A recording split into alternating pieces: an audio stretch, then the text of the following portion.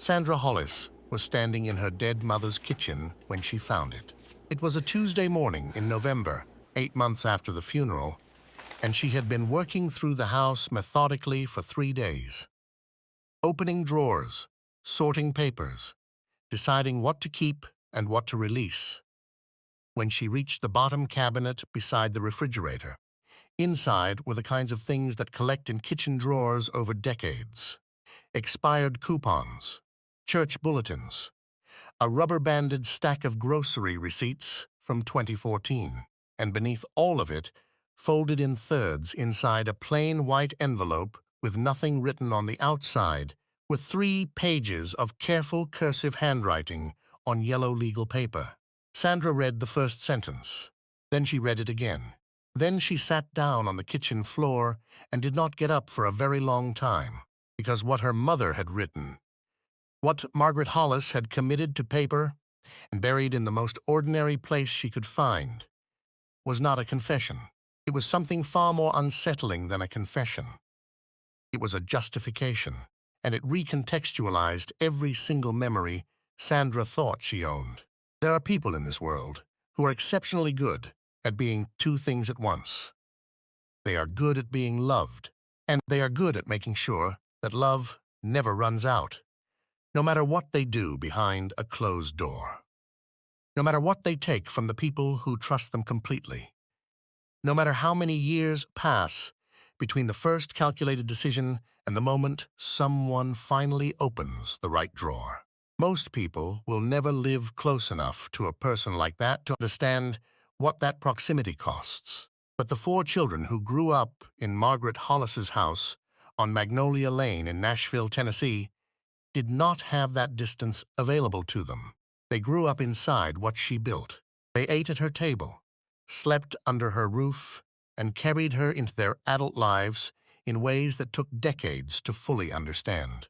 And by the time they had the complete picture of what had been done to them, the woman responsible was already in the ground, leaving behind 4 damaged adults and a letter that confirmed she had known exactly what she was doing every single day. Before we dive deeper, let us know in the comments where you're watching from. We'd love to hear from you.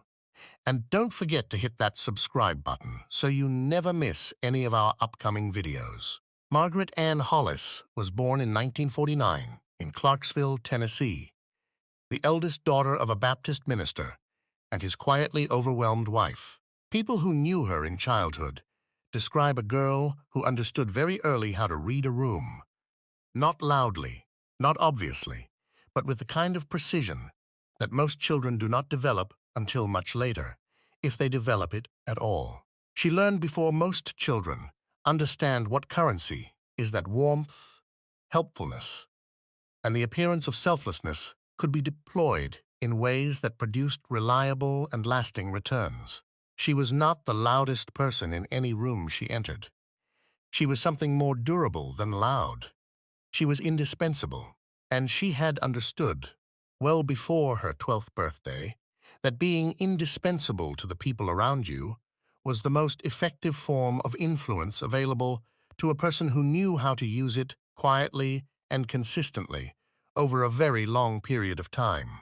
She married Franklin Hollis in 1971. Frank was a civil engineer from Nashville, steady, methodical, not given to emotional complexity in either direction. People who knew the couple in their early years describe a man who fell for Margaret's composure, the way quiet men sometimes fall for things they cannot fully read. He was drawn to her certainty, to the way she always seemed to know the correct response to any situation. He mistook that certainty for wisdom and her stillness for peace. It would take him the better part of 4 decades to understand what it actually was. By 1978, they had 4 children, a son named James, a daughter named Sandra, and twin girls named Carol and Brenda. They lived in a 2-story house on Magnolia Lane in Nashville, Tennessee. The yard was always immaculate, the curtains always pressed. The children were well-dressed and politely spoken, and gave every adult they encountered no reason to look twice. And Margaret Hollis was, without serious competition, the the most admired mother on that street, and one of the most respected women in that entire community. What the neighbors saw was a woman of tireless and genuine-seeming generosity. She attended every school event her children were part of. She organized the church Christmas pageant every December, with a thoroughness the pastor credited publicly each year. She visited sick neighbors without being asked. She remembered the names of people's grandchildren and sent handwritten cards on anniversaries to acquaintances she had met only twice. She was the woman people called when they did not know who else to call. And in the 38 years she spent as a member of that Nashville community, she built a reputation so thoroughly established and so consistently reinforced that the idea of questioning it would have struck almost anyone who knew her as not just unlikely, but genuinely unkind. She was Margaret Hollis. Everyone knew what kind of woman she was. Everyone said so. And the 4 children who grew up inside that house and carried her name into the world held, each of them privately and alone, the knowledge that everyone was completely wrong. What happened inside the house on Magnolia Lane is not a story that announces itself cleanly. It does not have a single undeniable incident, a moment so visible that a teacher or a neighbor could point to it and say that is the thing. What it has instead is a pattern, quiet, architectural, and built so deeply into the structure of daily life that the children living inside it did not experience it as something being done to them. They experienced it as the way things were, as family, as love. Margaret controlled her children through a system that operated entirely beneath the threshold of what most people recognize as control. She used warmth as reward and withheld it as punishment, with a consistency that each child experienced as the emotional weather of their childhood. When a child pleased her, the warmth was complete and enveloping. When a child displeased her, through independence, through dissent, through the formation of attachments she had not approved, the warmth disappeared without explanation, not through anger, not through raised voices, through a silence so cold and so total that each of the 4 children described it, independently and without consulting one another, using the same word, disappearance. James Hollis was the eldest, and carried from the earliest age the clearest sense that something in his home was not the way homes were supposed to be. Not in any way he could name at 7 or 10 or 15, but in the way a body registers things before the mind has language for them. Margaret managed James primarily through approval withdrawal.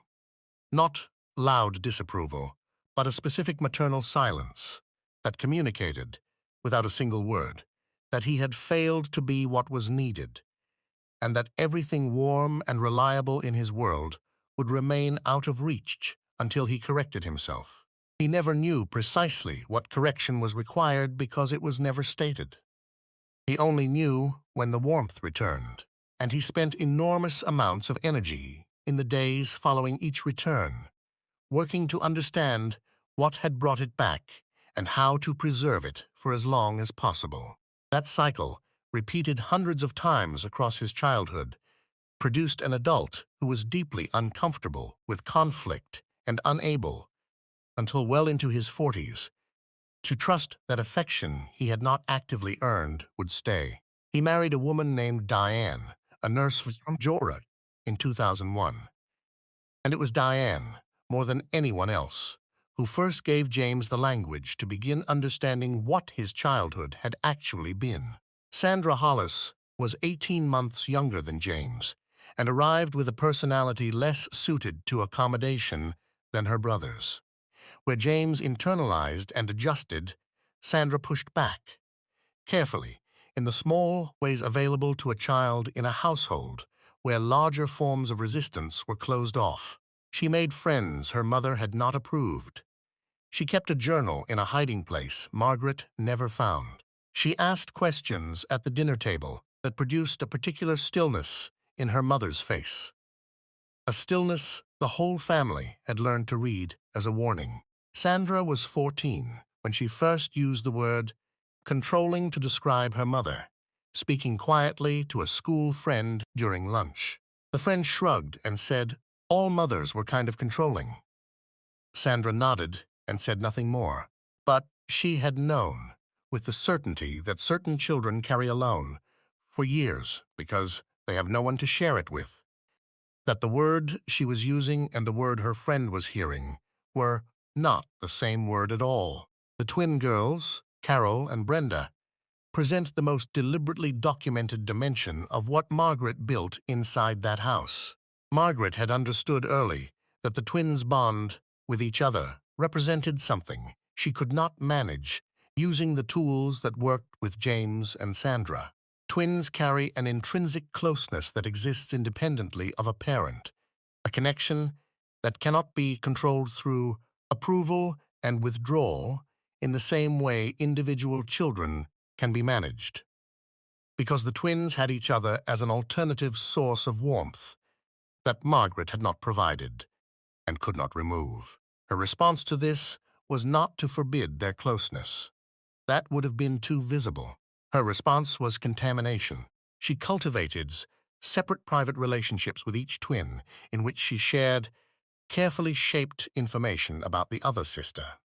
Details and observations designed to produce precisely calibrated amounts of suspicion and insecurity in each girl about the other, without ever either of them enough to understand what was being done or why they increasingly felt, despite sharing a bedroom and a childhood and a face, like strangers to one another.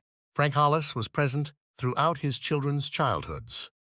He came home for dinner, attended school events, paid the mortgage, and coached James's Little League team for 2 seasons. He was not cruel or negligent. He was a man who had married someone he did not fully understand and spent nearly 5 decades in a household whose operating logic he could sense but never locate. What he did not know was that Margaret had spent their entire marriage managing his relationships with each of his children by controlling the information he had access to about them. She told him things. She characterized them. She framed their behavior in ways that consistently positioned her as the only family member with full perspective and reliable judgment. Frank trusted her emotional read the way he trusted a specialist on a technical problem outside his own expertise. He was not a bad father. He was a man who had been very carefully managed by a woman who understood exactly which levers to pull. Frank died of heart failure in the spring of 2018 at the age of 73, 1 year before Margaret, in the bedroom of the house on Magnolia Lane. He never learned what his wife had written on those yellow pages sitting in the bottom kitchen drawer. Margaret Hollis died in March 2019. She had a stroke during the night and was found by Carol the following morning. She was 69 years old. The funeral was held at the Baptist church where she had been a member for 38 years, and the attendance reflected everything her community life had built. Standing room, flowers from every organization she had served, a eulogy that ran 45 minutes, and painted a portrait of a woman so ceaselessly generous and quietly devoted that Sandra, sitting in the front row, fixed her eyes on her hands for most of it.